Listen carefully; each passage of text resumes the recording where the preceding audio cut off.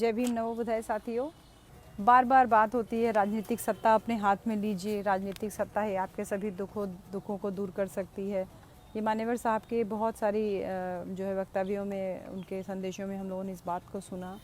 और ये बात उन्होंने कहाँ से सुनी, ये बाबा साहब ने जो बात कही थी वहीं से ये बात मान्यवर कांशीराम लेकर के आए। और मान्यवर साहब ने हम लोगों को ये संदेशा बनवाया कि हमारा दुख हमारे अलावा और कोई दुख दूर नहीं कर सकता। बाबा साहब ने लोकतंत्र की स्थापना में सबसे जो महत्वपूर्ण बात यही कही थी कि लोकतंत्र वही है जो जिसमें जनता के द्वारा जनता के लिए और जनता की सरकार हो। और इसके लिए बाबा साहब ने कहा कि जो भी सरकार आप चुनते हैं वो आपके दुख दर्द को तभी समझेगी, आपको न्याय वो तभी देगी जब वह सरकार जनता की हो, जनता के लिए हो और जनता के द्वारा चुनी गई हो। और इस तरीके से बाबा साहब आगे कहते हैं कि हम इस बात को महसूस करते हैं कि हमारे दुख दर्द को हमारे अलावा और कोई दूर नहीं कर सकता जब तक राजनीतिक सत्ता हमारे हाथों में नहीं आ जाती, और फिर तब तक हम उसको दूर भी नहीं कर सकते अपने दुखों को।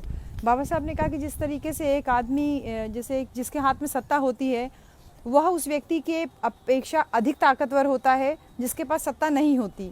आज हम लोगों के ऊपर, बहुजन समाज के ऊपर इतना अत्याचार हो रहा है क्योंकि आप राजा नहीं हो।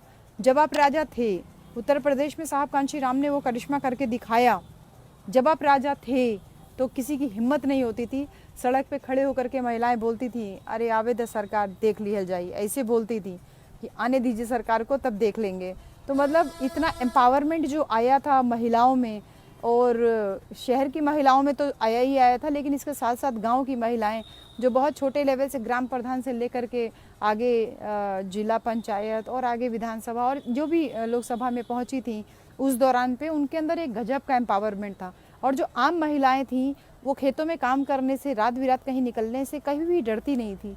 जो बाबा साहब ने ये बात कही ना कि जिसके हाथ में सत्ता होती है वो उस व्यक्ति की अपेक्षा ज़्यादा ताकतवर होता है जिसके पास सत्ता नहीं होती है। अभी आपने आजमगढ़ का केस, अभी परसों नरसों की बात है, 300 घर है और 30 घर के लोग 300 घर के लोगों को पीट करके चले जाते हैं।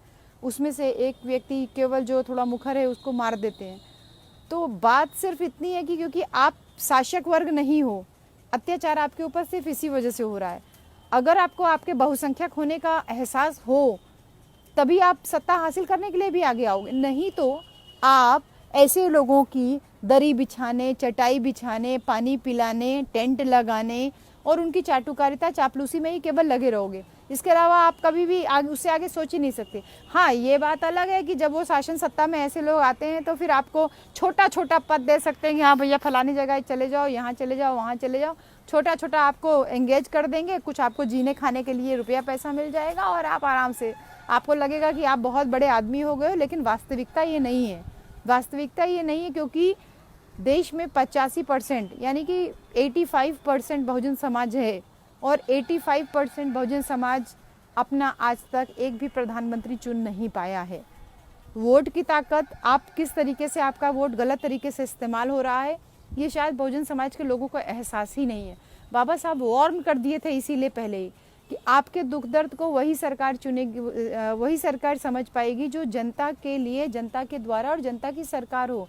और जब वो आपके वोट से चुन के नहीं जाएगी, बहुसंख्यक समाज के वोट से चुन के नहीं जाएगी, कुछ मुट्ठी भर लोगों के वोट, आप बहुसंख्यक समाज के वोट को डिवाइड करके और मुट्ठी भर लोगों के वोट से चुन करके जाएगी, तो वो कभी भी आपका भला नहीं सोचेगी। और फिर जब बोलते हैं ना बाबा साहब की व्यक्ति ताकतवर होता है अगर उसके हाथ में सत्ता होती है, तो सत्ता होना बहुत ज़रूरी है। लेकिन उस सत्ता के लिए मान्यवर कांशीराम साहब ने कितने पापड़ बेले, बाबा साहब ने कितना संघर्ष किया। शायद ये आजकल के जो नवयुवक हैं वो इस बात को समझ नहीं पा रहे हैं।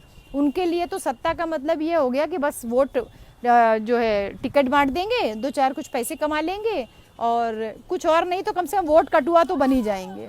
तो ये जो अपने वेस्टेड इंटरेस्ट, अपनी जो सेल्फ वेस्टेड इंटरेस्ट, अपने जो अपने स्वार्थ के लिए जो समाज को बांटने का काम कर रहे हो, मेरी विनती है कि आप लोग बाबा साहब को कम से कम पढ़ लो, साहिब कांशीराम की बातों को एक बार समझ लो, उसके बाद राजनीति में आओ। किसी ने आपको रोका नहीं है, लेकिन कम से कम ये तो समझो कि तुम कर क्या रहे हो।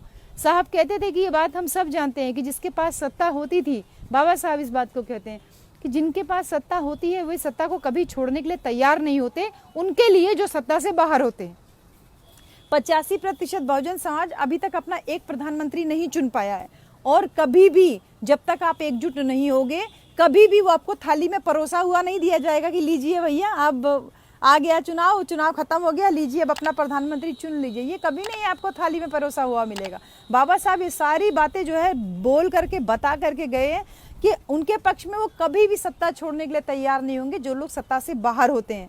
आज जिनको हम सत्ता और सम्मान के सिंहासन पे सत्तारूढ़ करते हैं, उनको आगे बढ़ने में सहायता कर रहे हैं, उन्हें हटाने के लिए हमको एक और क्रांति करनी होगी, तभी सत्ता हमारे हाथों में आ जाएगी। यही बात शायद मान्यवर कांशीराम साहब ने बाबा साहब की समझ में आई थी कि जो लोग शासन सत्ता में बैठे हैं उनको हटाने के लिए एक क्रांति आप करोगे, तब आपके पास शासन सत्ता आएगी। केवल एक नई पार्टी बना करके और छोटे छोटे जो है लड़कों को खड़ा करके और वोट टिकट बांट करके आप सोचते हो कि आप हीरो बन जाओगे, तो एक व्यक्ति उसमें से कोई निकल करके जो है अपना स्वार्थ पूर्ति कर सकता है, लेकिन उससे पूरे समाज का बहुत बड़ा नुकसान हो जाएगा। बाबा साहब एक एक वार्निंग सब बता करके गए हैं, और आगे बाबा साहब बोलते हैं कि जो हम लोग संविधान में जो हमारी शक्तियाँ, हमको जो अधिकार मिले हुए हैं कि हम कोई भी हमारे अगेंस्ट एट्रॉसिटी होती है तो हम सर्वोच्च न्यायालय तक का जो है दरवाज़ा खटखटा सकते हैं, आर्टिकल 32 के तहत। बाबा साहब इसको संविधान का मूल कहते थे, इसको संविधान का सबसे स्ट्रॉन्ग पॉइंट बोलते थे, इसको संविधान की आत्मा कहते थे बाबा साहब। बाबा साहब ने एक इशारा ये किया कि अगर जो लोकल बॉडीज़ हैं, यानी लोकल जो क्षेत्रीय दल हैं, जो लोकल पॉलिटिकल पार्टीज़ हैं, अगर वो अपने दल का महत्व राष्ट्र के महत्व से ऊपर रखेंगे तो इंडियंस की, भारतीयों की स्वतंत्रता दूसरी बार खतरे में पड़ जाएगी। यानी कि आपने अगर क्षेत्रीय राजनीति शुरू की और उस क्षेत्रीय राजनीति को आपने राष्ट्र राजनीति नहीं बना पाए, तो फिर आपकी स्वतंत्रता फिर से खतरे में पड़ जाएगी। एक बार आपकी स्वतंत्रता तब खतरे में पड़ी थी, अभी भी आप स्वतंत्र अपने आप को पूर्णतः नहीं कह सकते हो। और अगर क्षेत्रीय दल अपने आप को राष्ट्र राजनीति से नहीं जोड़ पाए, यानी राष्ट्रीय राजनीति की तरफ नहीं बढ़ पाए, अपने हित को राष्ट्र हित से ऊपर मतलब अपने दल के हित को राष्ट्र हित के ऊपर मतलब अपने दल के हित को राष्ट्र हित के ऊपर समझने लगे, तो भारतीयों की यानी हम लोगों की स्वतंत्रता खतरे में पड़ सकती है। बाबा साहब ने कहा कि स्वतंत्रता को बनाए रखने के लिए सबसे पहली बात तो ये तय करनी है कि ये जो छोटे छोटे आंदोलन करते हैं, कोई भी किसी भी तरीके के, चाहे भूख हड़ताल हो, चाहे असहयोग आंदोलन हो, इस टाइप के जो आंदोलन यानी कि कानून के दायरे से बाहर निकल के कोई भी अगर आप आंदोलन करोगे तो वो आंदोलन कभी भी सफल नहीं होगा। आपको आंदोलन करना है अपनी स्वतंत्रता को बनाए रखने के लिए, तो वो कानून के दायरे के भीतर रह करके ही आपको करना होगा। बाबा साहब ने स्वतंत्रता को खतरा जो है दूसरे लोगों से जो खतरा बताया, वो दूसरी मतलब जो बात थी वो थी जिसको बोलते हैं नायक पूजा, व्यक्ति पूजा, हाँ, हीरो वर्शिप। JS मिल को हम लोग पढ़ाते भी हैं क्लासेस में। बाबा साहब JS मिल का उदाहरण दे करके बोलते हैं कि इंडियंस में जो है वर्शिप, हीरो वर्शिप बहुत होती है। हीरो वर्शिप कैसे कि किसी भी व्यक्ति को हम एक हीरो बना लेते हैं और उसको एकदम एक्सटेंड तक, एकदम एक्सट्रीम तक उसकी हम पूजा करने लगते हैं, एकदम अंधभक्ति करने लगते हैं। तो बाबा साहब इस बात को याद दिलाए कि कोई भी व्यक्ति कितना भी महान क्यों ना हो, उसके चरणों में आप अपनी स्वतंत्रता अर्पित मत कीजिए। यानी at the cost of your own personal freedom आप उसको नायक मत बनाइए। देश में जितने भी प्रचलित निर्बुद्ध यानी बिना बुद्धि के और अंध व्यक्ति जो पूजा के खिलाफ, बाबा साहब ने इशारा करते हुए कहा कि जिन महान व्यक्तियों ने पूरी जीवन भर इस देश की सेवा की, उनके प्रति अगर आप कृतज्ञता रखते हैं, उनके प्रति आप थैंकफुलनेस रखते हैं, ग्रैटिट्यूड रखते हैं, तो ये कोई बात नहीं, उसमें कोई हर्ज नहीं, कोई नुकसान नहीं है। लेकिन उसका भी एक लिमिटेशन होता है, उस कृतज्ञता का भी एक सीमा होती है। भारत में बहुत सावधानी रखने की ज़रूरत है, क्योंकि इंडिया में व्यक्ति पूजा का कितना ज़बरदस्त असर पड़ता है, इतना विश्व के किसी और देश में नहीं। हम लोग बहुत जल्दी, हम लोग भोले भाले लोग हैं, हमको कोई भी कुछ भी आराम से बता देता है, हम उसको एकदम हीरो मान लेते हैं, क्योंकि हमारी सोसाइटी में हमेशा एक वैक्यूम रहता है। और कोई भी, और हम सारे लोग भोले, शायद अगर हम लोग भोले भाले नहीं होते तो चंद मुट्ठी भर लोग हमसे शासन सत्ता कैसे हथिया लेते। बरसों पहले हम लोगों को जो है किस तरीके से हम लोगों को गुलाम बना लिया गया, ये हिस्टोरिकल मतलब फैक्ट्स भी हैं, और उस पर हम कभी विस्तार से कभी और बात करेंगे। लेकिन हम वो आपको एक हीरो बना करके आपके सामने रख दिया, बहुत धीरे धीरे, बहुत स्लो, पॉइजन जैसे होता है ना, वैसे एक स्लो प्रोसेस के तहत धीरे धीरे ये काम किया गया कि किस तरीके से एक नवयुवक को आपको जो है, एक नवयुवक या कोई भी हो, उसको आपको आपके सामने धीरे धीरे करके प्रोजेक्ट किया जाता है कि अच्छा ये देखो इनके साथ इतना अत्याचार हो रहा है, ये वहाँ के लिए इतना खड़े थे, और फिर उनको जेल में डाल दिया जाए। फिर उसके बाद पूरे टीवी चैनल्स अचानक से दिखाने लगे। इतनी हमारे समाज पे एट्रोसिटीज़ की घटनाएं होती हैं, टीवी चैनल्स की नींद नहीं खुलती, और अचानक से कोई एक व्यक्ति हमारे समाज का जेल चला जाता है या कोई एट्रोसिटी में खड़ा हो जाता है, उसको अचानक से मीडिया हाईलाइट करने लगती है। युवा बच्चे इस बात को कभी नहीं समझते कि एक बहुत ग्रेजुअल प्रोसेस है, एक बहुत धीरे धीरे करके एक निरंतर चलती हुई एक प्रक्रिया के तहत किसी को हमारे समाज में हीरो बनाया जाता है, और फिर अचानक से मीडिया ने हाईलाइट कर दिया किसी को, और हम सारे लोग उसको हीरो बना करके उसकी पूजा करने लगते हैं, और फिर अपनी स्वतंत्रता आप उसके चरणों में अर्पित कर देते हैं। इस तरीके से आपकी स्वतंत्रता दोबारा खतरे में पड़ जाएगी, क्योंकि आप खतरे को भाप नहीं पा रहे हो ना। खतरे को तो सिर्फ बाबा साहब ने भापा था, और उसके बाद मान्यवर कांशीराम साहब ने भापा था, और शायद कि इस मिशन मूवमेंट को उनके जाने के बाद क्या होगा, इस खतरे को भी वो बहुत अच्छे से भाप पाए थे। इसलिए विश्व में ऐसा उदाहरण कहीं पे भी नहीं मिलता कि जो कि अपना सारा कमाया हुआ धन, अपना सारा कमाया हुआ जितना भी है, मान सम्मान जो कुछ भी है, वो किसी स्त्री को सौंप दे। कहीं पे भी नहीं पूरे विश्व में मिलता है। ये केवल और केवल मान्यवर कांशीराम साहब और बाबा साहब के और हमारे ज्योतिबा फूले, हमारे बहुजन महापुरुषों के इतिहास में ही मिलता है कि जो लोग स्त्री को हमेशा आगे करके और अपना वो पीछे हट गए। वो चाहते तो खुद अपना नाम कमा सकते थे, आगे बढ़ सकते थे, लेकिन इसके बावजूद उन्होंने स्त्रियों को आगे किया। तो एक बेहतरीन एग्जाम्पल आज भी आपके और हमारे बीच में है।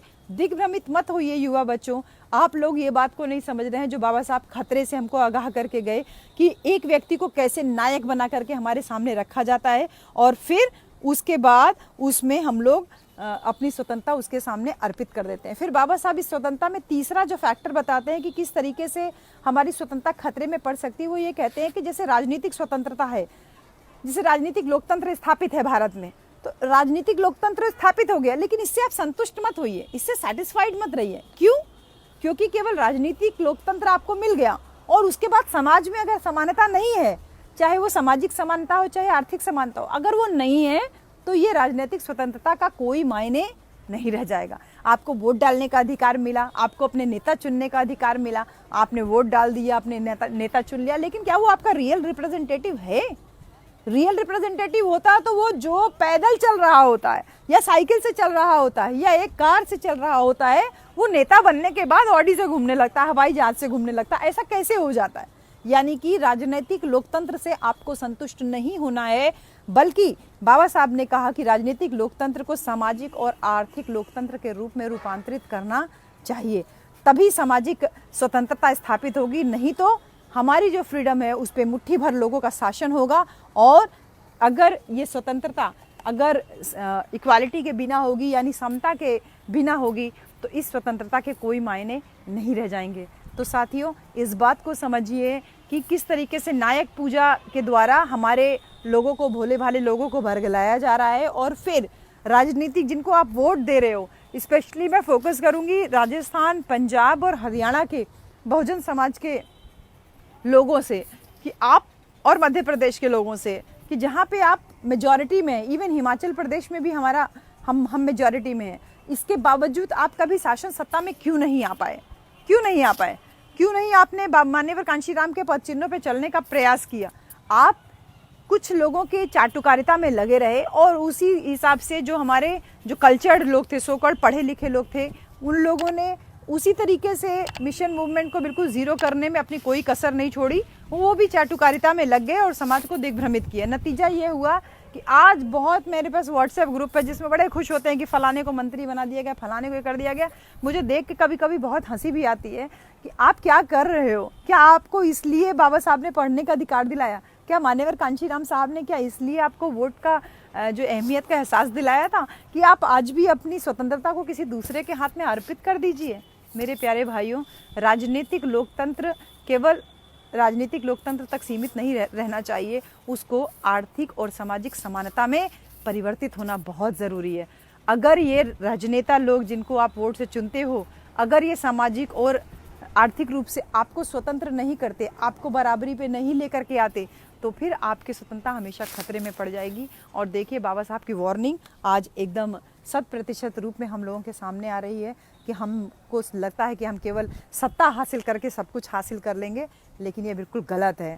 केवल सत्ता ही अकेले काफ़ी नहीं है। आपको सत्ता के साथ ही साथ सामाजिक समानता और आर्थिक निर्भरता जो है उसको सामाजिक समानता स्थापित करनी है, और आर्थिक निर्भरता जो है जो दूसरों पे, उसको हमें ख़त्म करना है। स्वयं को जो है स्वरोजगार के द्वारा, या समाज में जिसके पास ज़्यादा है वो दूसरे को पे बैक टू सोसाइटी के द्वारा समाज में लोगों को और उनका मनोबल मजबूत करना है। इसी के द्वारा आप अपनी स्वतंत्रता को निश्चित कर सकते हैं। ऐसी छोटी छोटी बातों के साथ में कि आपको समझ में आए। स्पेशली मुझे बहुत ज़्यादा जो है युवा बच्चों की चिंता हो रही है, क्योंकि मैं ये देख रही हूँ कि आप लोगों ने, सब लोगों ने टारगेट बना लिया है। सुबह का भी जो मैं आप लोगों से बात कर रही थी उसमें भी बहुत सारे कमेंट्स मैं पढ़ रही थी, और उसमें देख रही थी कि युवा कितना दिग्भ्रमित है।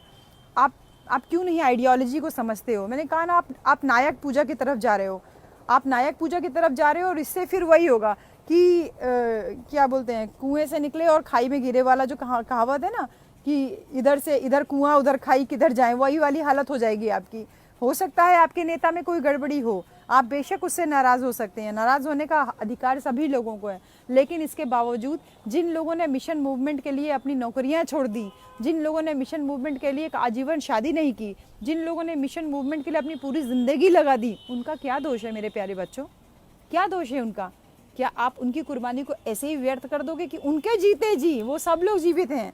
साहब कांशीराम की विचारधारा से प्रभावित लोग, जिन्होंने साहब के साथ में इस आंदोलन में कूद करके अपनी नौकरियां छोड़ दी, वो लोग जीवित हैं। हम लोग गांव में लोगों से ऐसे ऐसे मिलते हैं जिन लोगों ने साहब के साथ, चाहते तो अपना बहुत बड़ा बड़ा बंगला खड़ा कर सकते थे, बड़ी बड़ी नौकरियां कर रहे थे, लेकिन उन्होंने नौकरी छोड़ दी। आज उनको कोई नहीं पूछ रहा है, उनके कंधे पे पैर रख करके लोग आगे बढ़ गए, लेकिन उनको कोई भी नहीं पूछ रहा है। लेकिन इसके बावजूद वो बिल्कुल डिटर्मिन्ड है, वो बिल्कुल निस्वार्थ भाव से लगे हुए हैं, किसी भी तरीके से साहब के मिशन मूवमेंट को पीछे नहीं जाने देना है। तो प्यारे बच्चों, इन सब बातों को आप समझिए, गंभीरता को समझिए, समय की नज़ाकत को समझिए, और किसी भी तरीके के प्रलोभन में, किसी भी तरीके से अगर आपको राजनीति करनी है तो मजबूत राजनीति कीजिए। एक समय के हिसाब से एक जो अपॉर्चुनिस्ट राजनीति होती है उसको करने के फेर में मत पड़िए। अपॉर्चुनिस्ट मतलब मौका परस्त राजनीति, उसको करने के चक्कर में मत पड़िए। पुनः आपसे मुलाकात होगी, नेटवर्क रहेगा तो। सभी साथियों को जय भीम, नमो बुद्धाय, जय संविधान, जय कांशीराम। हाँ, एक बात और करना चाहूँगी बीच में कि ये सारी बातें हम शायद, क्योंकि लॉकडाउन में हम बहुत कार्यक्रम बाहर नहीं कर पा रहे हैं, तो ये सारी बातें लोगों तक शेयर कीजिए, लोगों तक पहुँचाइए, क्योंकि ये दौर जो चल रहा है, मानवता जिस तरीके से परेशान हो रही थी पिछले 2-3 महीनों में, और जिस तरीके से मानव ही निकल करके आकर के मानव की सेवा करने में लगा हुआ था, उससे एक चीज़ तो तय हो गई कि मानव ही मानव की सहायता कर सकता है। और ये भी तय है कि कुछ मुट्ठी भर लोग ही हैं जो आप लोगों को परेशान करते हैं, यानी मानवता को परेशान करते हैं, लेकिन वो बैलेंस बना हुआ है, कुशल कर्म और अकुशल कर्म, जो भगवान बुद्ध ने हम लोगों को बताया है। तो ये सारी बातें जो आपको समझ में आती हैं और जो हम आपसे बात करते हैं, इसको अपने आसपास में, क्योंकि सबके पास स्मार्टफोन नहीं होता है, सबके पास नेटवर्क नहीं होता है, तो आप इसको डाउनलोड भी कर सकते हैं, और डाउनलोड करके अपने गांव में, अपने समाज में, आसपास के लोगों में, बहुत सारी ऐसी जगह हैं जहाँ पे महिलाएं हमको सुनना चाहती है, देखना चाहती हैं, बात करना चाहती हैं, हम नहीं पहुँच पा रहे हैं उन तक, इन सब कारणों से, सामाजिक कारणों की वजह से अभी वर्तमान में, तो उन तक उनको संदेश पहुंचाइए कि हम आप सबको याद करते हैं। ऐसा नहीं है कि लॉकडाउन हो गया तो हमने अपना काम ख़त्म कर दिया है, क्योंकि हमने कहा ना, हम तो सर पे कफन बांध करके निकले हुए हैं। तो जब तक जीवित हैं तब तक साहब कांशीराम के मिशन मूवमेंट के लिए चलते रहेंगे।